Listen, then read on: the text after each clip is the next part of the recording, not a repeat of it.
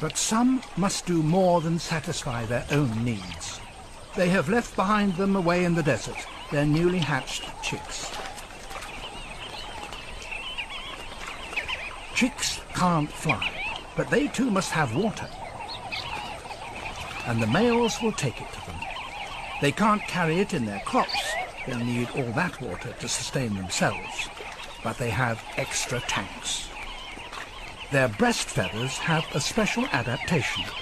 They're covered on their inner sides with a mat of filaments so fine that they absorb water like blotting paper.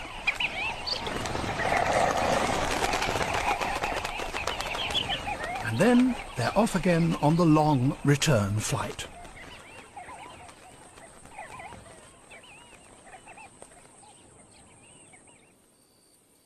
A female is waiting for her mate. It's roastingly hot, and with her are her chicks. Here he comes, and the female makes way for him.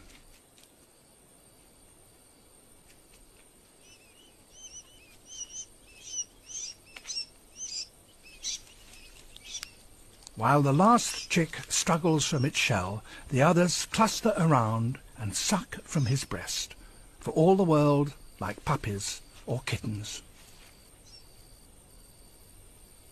So one comparatively small adaptation of its feathers has enabled the sandgrouse to colonize a corner of the world closed to others.